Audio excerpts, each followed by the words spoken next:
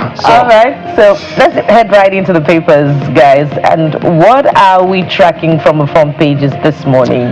The Vanguard newspaper. Okay, is go first. ahead. And I think this just pushes the Trump decisions home. It just brings it home, rather. So you get a sense of how it really may or may not affect you as a Nigerian or an African. So take a look at the front page of the Vanguard newspaper first this morning, and this is what you see on that front page. 5,144 Nigerians face arrest, deportation from US. And there's another writer there, Kadi. Hit me. 3,600 among non-detained immigrants, 1,454 in detention for various offenses. They're already in detention. Leave them to. Leave them to serve out. I'm sure quite a number of them will prefer to continue to serve out their terms. Nigerian correctional in U.S. prisons. We are correcting now. We're not imprisoning. It's just a correction. Have you gone to? When was the last time you visited a Nigerian correctional center? I think we should go and visit quite often, actually, either by proxy. Yeah. Really, and yes, it goes without saying, Jeffrey. Most people might choose a correctional facility outside the country. 3 square meals over one in the country. Gym and exercise. Just I hope that has been corrected now. But from last year's budget defense of presentations, there was that argument or quizzing of correctional of center officials about why the dogs should be fed with more allowance than the inmates themselves. And that was quite telling. A lot of these facilities, one, are dilapidated. A lot of them were constructed decades ago, even before, during the colonial era, and that's the same facilities they're using. So clearly, it speaks to, I think, I know the correctional center, by extension, the Interior Ministry will say we need more funding, but I think it just speaks to a general value for human life. And we should do that check, Jeff. It reminds me of that promise by the Minister of Interior that there will be a partnership with the private sector to ensure that those who have been awaiting trial for quite a number of years would be released on some sort of arrangement to decongest the prison. How has that gone through? Have the prisons been decongested by any stretch of the imagination, by any form of percentage quota? It would be nice to know to see how far that went. So clearly, they have not been arrested, they've not been deported. So let's put that contextualize it. These are the people that will likely be coming back to Nigeria. 5,000 persons plus, or maybe facing deportation, arrest and deportation, given the immigration emergency policy that is signed with the executive order. But we can see on the front page that Tampolo literally just took over every other thing we wanted to see on the pages, with a letter of gratitude to the president for signing into law the act establishing Nigerian Maritime University of Okerenkoko, Delta State. So that's from Tampolo. Is it the chairman of Tantita now? Tantita, yes. Okay. So I literally just took over every other newspaper. Okay. Maybe let's go to the next one. Daily Dependent. Lingering crisis. PDP BOT meets today. National Secretary position tops agenda. As Governor Mba Wabara Akombudo orders Sean Southeast PDP stakeholders meeting. Southeast PDP leaders found a crisis over party scribe past confidence vote in Anyang. So, when we were talking about this thing last year, I used to smile and have this banter with Ologbo Agba, not Ologbo Agba, Ologbo Dion. All right. When when we're arguing that the PDP neck will not hold. So I'm winning that. I wish we bet. And I'm sure he's watching right now. He's watching. He said, I know you remind me that you said it would not hold. Well, Mr. It looks more to me like easy sail to the villa yet again in 2027, perhaps for the ruling party, if the opposition party is unable to get its acts together. It's been 2 years down the line after the last presidential election, and we're still having this conversation. So where is the PDP in 2027? We don't know what's going on. They've just been not sure. We're not sure what is going on with the PDP, but the party is very unstable. Too many, we call it interest wrangling within the party. So they've not been able to hold neck. There's also a problem with the APC, just that the PDP is louder. I can't remember the last time the APC held a NEC meeting. NEC meeting is supposed to be quarterly. Every quarter, review what's going on in the party, make some decision and all of that. That is in all their constitution, by the way. But that has fallen flat on its face. Because according to Magnus Abbey, for instance, in Rivers State, he said there was enough anti-party to go around. Wike did open anti-party, he did anti-party, everybody did anti-party. So if you want to discipline, where do you want to start? So it's interesting to see how this plays out. Now is the position of the National Secretary, Samayawo, and I think Ude, Mr. Ude, who he actually had called for a stakeholders meeting, but the people who don't believe he's still in charge said we're not coming. So the names are listed. So let's see what happens with. I also know that the Mr. Wike, the FCT minister, has constantly taken a swipe at the BOT chairman. So everywhere you turn, there's war in the PDP. Anyway. So how many positions are now in contention in the PDP at the national executive? The question is how many positions are not in contention? At least the national publicity secretary is not in contention. National publicity. Not anymore, right? National publicity is not in contention. Not anymore. You know it was in contention. It was in contention. But the biggest one now, that is the national secretary. It used to be Damago, whether he should go and be replaced by an appointed. Oh, that's a chairmanship now. Yeah, I mean, it used to be him. He has a chairmanship position, but that is still there. But it looks like the national secretary position. Oh, I get it. Is a bigger problem now. So, oh dear. Okay, so from Daily Independent now, let's head out to Blueprint newspaper, and there's a big story on the front page there. EU commits 19 billion, is that euro now, to Nigeria's democracy, good governance. We won't meddle in your internal politics, Mignot assures. INEC doesn't receive direct funding from donors. Those are the riders.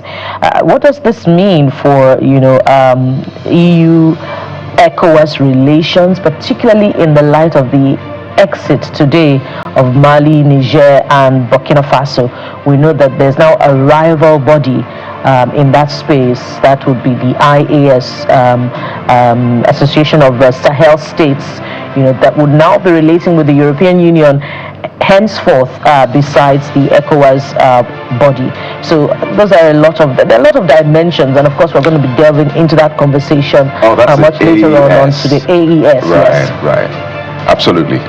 But big one, certainly. Some will tell you that they exited since last year. That is just the ECOWAS law that says they have a year. But they have been celebrating. In fact, they are celebrating a year since their exit. Right. So that the citizens there. They're already doing anniversary. Anniversary already. You see them wearing branded T-shirts with EA. You know what? Let's move on to the next.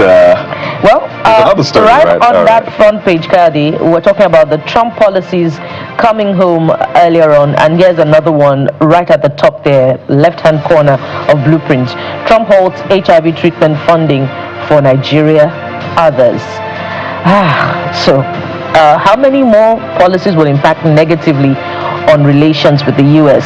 during this Trump administration? Let me tell you what can solve that problem.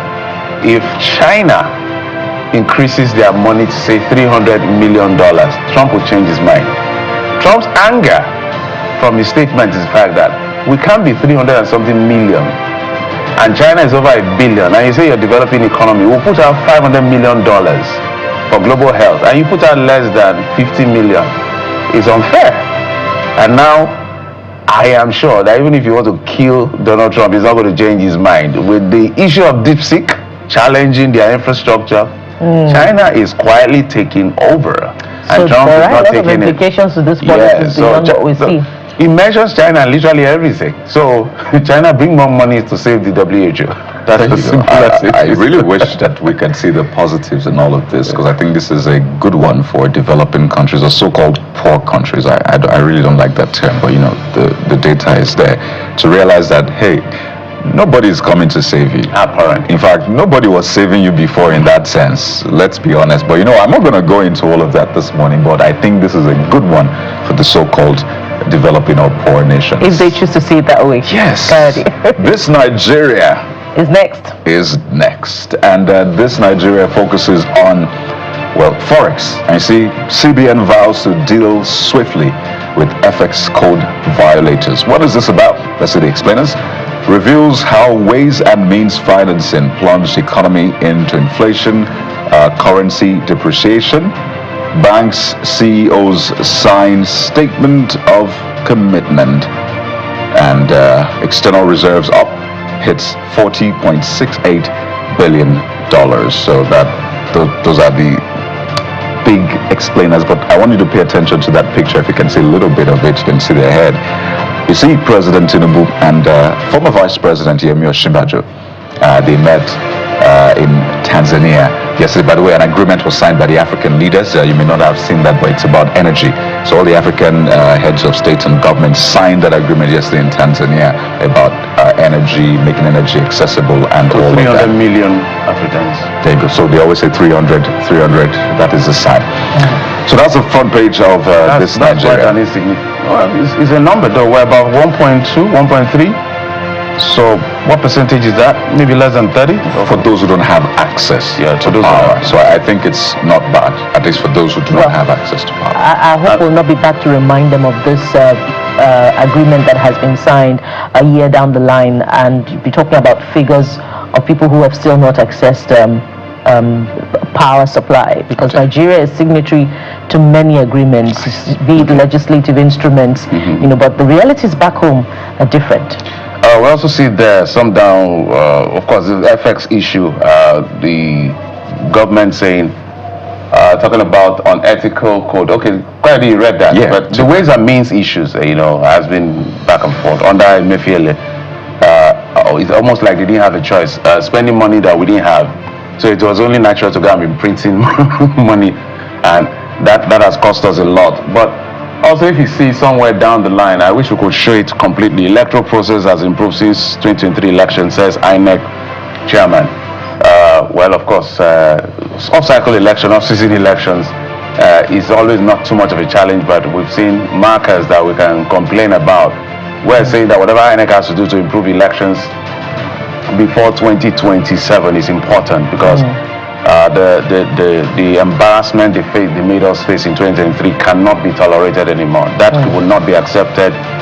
It can never happen. It should never happen. That presidential election just spoiled literally everything that everybody has been working for. I do not know whether Professor Yakubu and what's his name, Festus Okoye, were not led rightly when they were touting real time, and Nigeria got caught up in the real-time web. And all of us were here doing verdicts. We're waiting for real time. For almost a whole day, we didn't see results. And you came out to say it was a glitch. Because this is what I think I did. If we're seeing those results in real time, and it still came out the way it came out at the end of the day, nobody's going to be arguing with anybody. Everybody will say, oh, maybe this person mobilized better than the other person. Right. But that election, even for the winning party, the party that won, they should even be angry, because whatever had happened, whether they won or they didn't win, everybody feels something happened because of that quote-unquote glitch. INEC should not make that happen again. It can never happen. Besides that should never happen again. This report can only be true when you view it through INEC's lens. Besides the aspect of electronic transmission of results, if you looked at the other aspects of election conduct, even for the recently concluded off-cycle elections, if you spoke with civil society and the citizens themselves, there is still a lot more that should be done to improve the electoral process, and that's why the advocacy is strong now that the National Assembly should accelerate the electoral amendment process to ensure that there are stronger instruments with which the electoral process can be managed in the near future. So INEC, the process is only improved in your own lens, not in the lens of the rest of the generality of Nigerians. Confidence building. All right, so guys, we'll take a quick break now. When we come back, we'll get to that first conversation. Well, it's about the letter written. Is it a letter now? A statement or remarks? Paper presented, by former Vice President Atiku Abubakar, talking about how to improve our democracy, taking a swipe at some institutions and internal democracy within political parties. Join us again.